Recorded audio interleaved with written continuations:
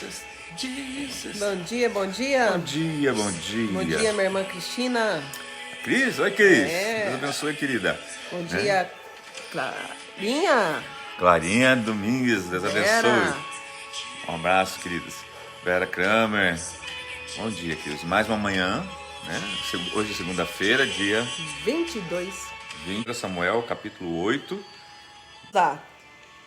Quando envelheceu, Samuel nomeou seus filhos como líderes de Israel. O seu filho mais velho chamava-se Joel, o segundo Abias. Eles eram líderes em Berseba. Mas os filhos dele não andaram em seus caminhos. Eles se tornaram gananciosos, aceitavam o suborno e pervertiam a justiça. Por isso, todas as autoridades de Israel reuniram-se e foram falar com Samuel em Ramá.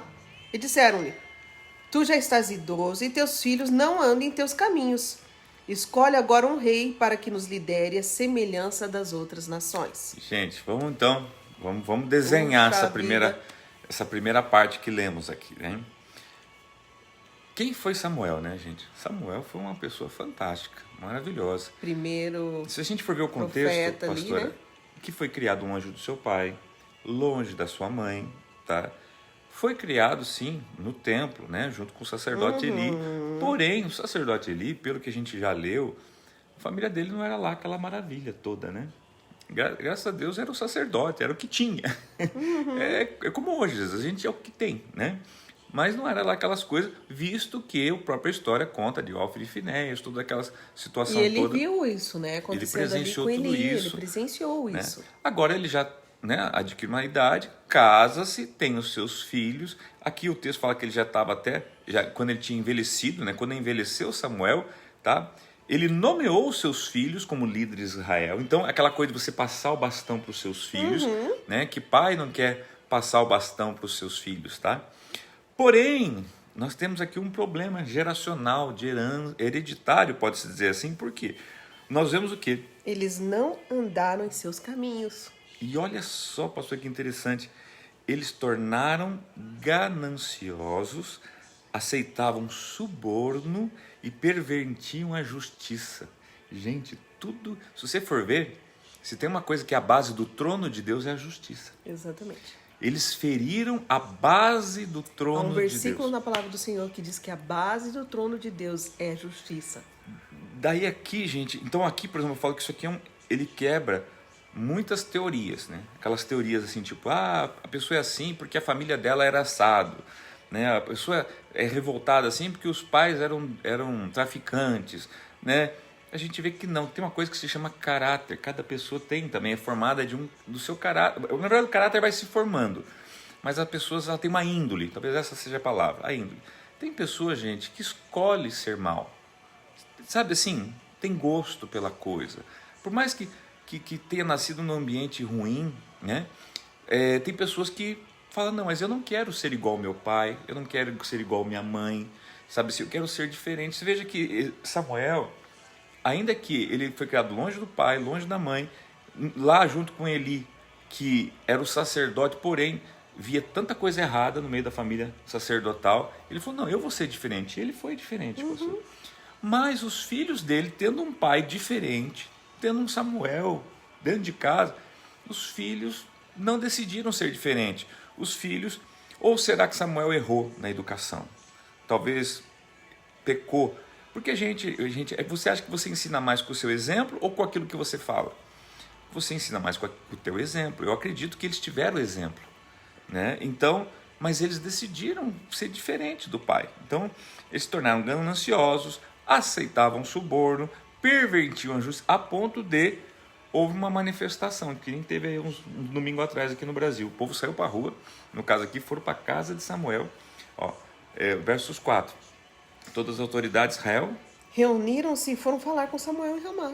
Ramá, lembrando que Ramá era a cidade, né, que morava Samuel. E o que eles disseram? Tu já estás idoso e teus filhos não andam em seus caminhos.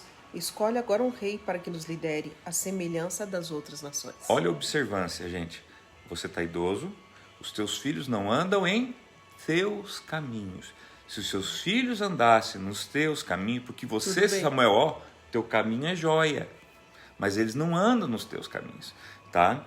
Então escolhe para nós um rei. E aqui o que eles estavam fazendo, que eles era assim, né? Porque olha assim, lá, lembrando aqui, lá no capítulo 7, gente, só para vocês entenderem, mediante esse versículo.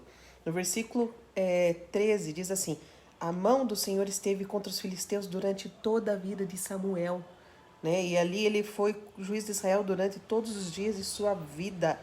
Quer dizer, assim, a mão de Deus era com ele em tudo. Por quê? Porque ele realmente foi alguém que estava nos caminhos do Senhor. E ele foi o quê sobre Israel? O texto fala um juiz, ou juiz. seja, operava a justiça. E Israel viu como foi bom isso. Foi muito bom estar nos caminhos do Senhor. E aqui, por que eu pontuei isso até agora, gente? Porque daqui para frente, pastora, o assunto vai muito pro lado assim dessa escolha que o povo faz, porque o povo agora pede um rei. E agora você vai ver que Samuel vai ficar ofendido com isso. E vai colocar assim, tipo, puxa, o povo está rejeitando a Deus. Na verdade, o povo não rejeitou a Deus, gente. O povo rejeitou os filhos de Samuel, tá? Mas é óbvio que Samuel não ia falar isso, né? Então, rejeitando a Deus. Tá? Que, de certa forma, também rejeitou a Deus. É óbvio. Porque por mais que os filhos não fossem lá aquelas coisas, bem ou mal, gente, Deus está no controle. É isso que a gente precisa entender como cidadão dos céus, né? Como povo de Deus.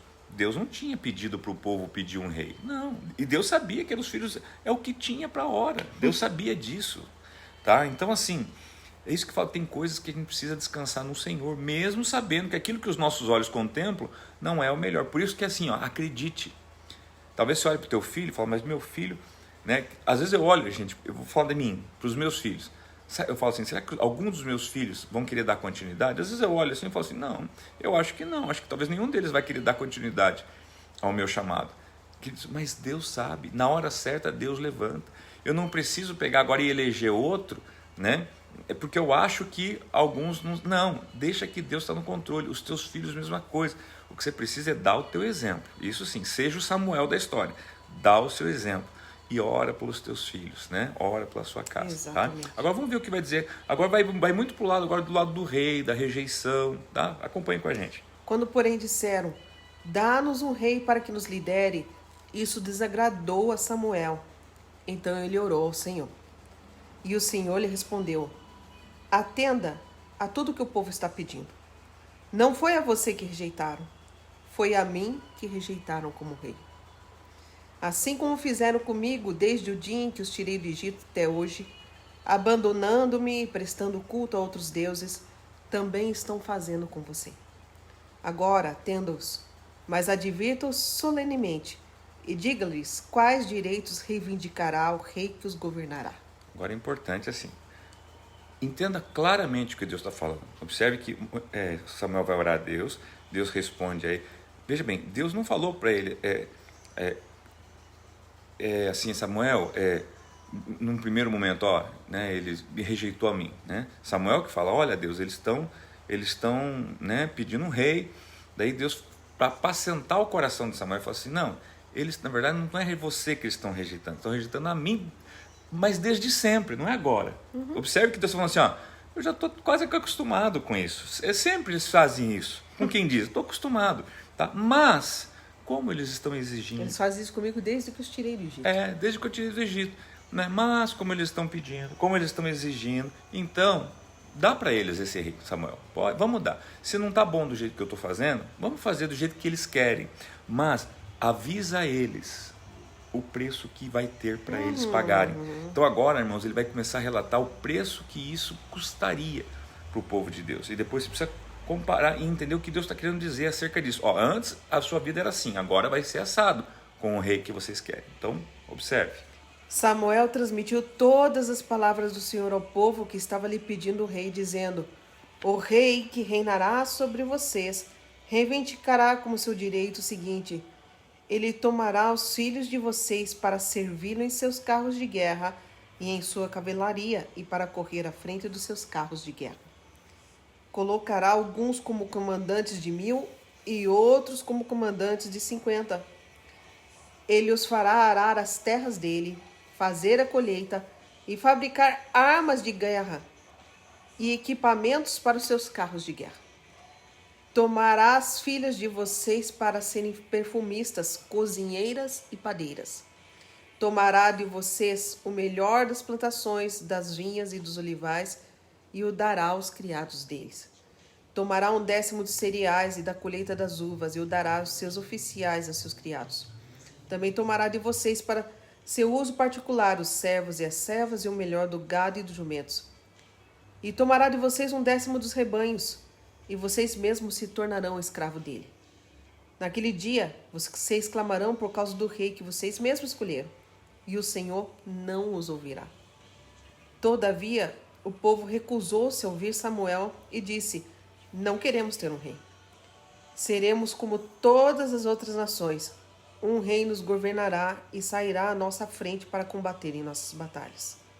Depois de ter ouvido tudo que o povo disse, Samuel o repetiu perante o Senhor, e o Senhor respondeu: atenda-os e deles um rei. Então Samuel disse aos homens de Israel: volte cada um para a sua cidade. Gente, então aqui, ó.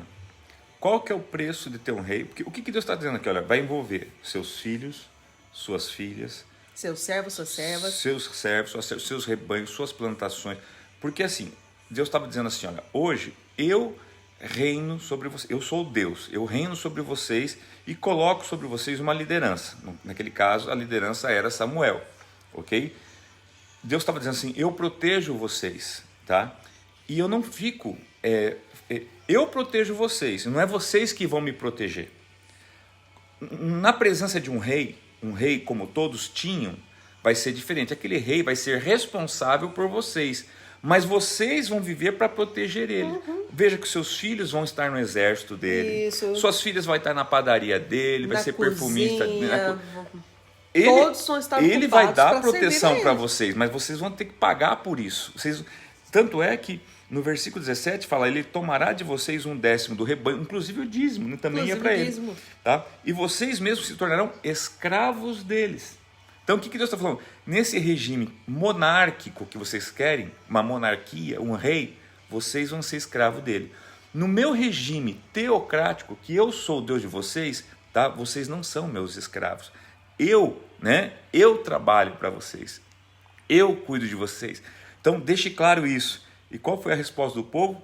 Todavia o povo, verso 19. Todavia o povo recusou-se a ouvir Samuel e disse: não, queremos ter um rei. Queremos ser escravo. Gente, Deus tirou o povo da escravidão lá do Egito. Olha o ciclo.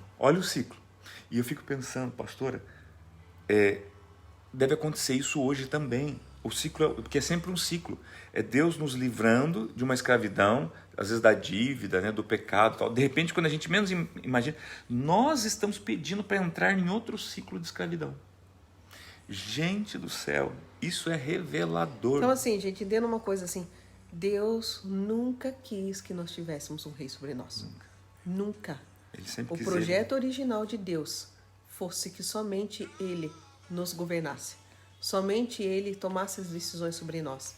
Que nós não precisássemos de nenhum rei sobre nós. Essa era a vontade de Deus. Você quer saber o que estava na mente daquele povo e no coração daquele povo? Versículo 20, pastor, dá uma olhadinha para nós. E já estamos concluindo, queridos. Seremos como todas as outras nações. Seremos está numa terceira pessoa, nós. Como todas as outras eles querem nações. Ser comum. É o que acontece hoje. Você já percebeu? Sai uma modinha aí, todo mundo quer ser comum, quer ser igual. A modinha agora é o quê? Minhas regras, meu corpo, né? Eu quero ser comum. Entendeu? Então, eles queriam ser comum e estavam fazendo a maior besteira da vida deles, por querer ser comum, entendeu? Por ser isso igual. Então, olha só, na sequência ele fala assim, não seremos como todas as outras nações, um rei nos governará. Gente, eles tinham um Deus para governar eles. Eles preferiram, eles desceram o nível, né? Desceram o nível. Muito. Né? Para um rei. Né? Enfim, porque ele precisava que um rei saísse à frente deles para a batalha. Mas Deus já fazia isso. Deus sequer botava eles na batalha. Deus batalhava por eles. Uhum. Gente, esse é o capítulo de hoje. Gente, né? Para a gente perceber o quanto a gente perde em estar longe de Deus, distante de Deus, não entendendo a Deus. Como que nós aplicamos hoje isso, gente?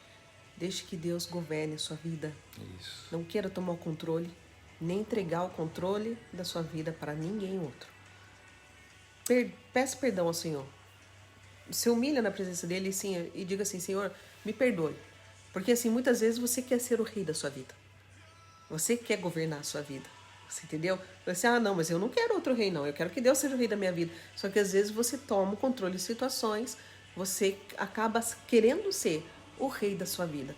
É você que toma as decisões, é você que faz aquilo que você quer, quando você deveria deixar que esse controle fosse do rei. E para ter o controle do rei, você precisa submeter tudo à vontade dele. Então assim, se humilhe na presença de Deus, peça perdão por ter tomado o controle da sua vida até esse exato momento. E tem áreas da sua vida que você precisa entregar totalmente. Porque assim, quando alguém governa, quando é o rei, que você veja ali, é todas as áreas, né?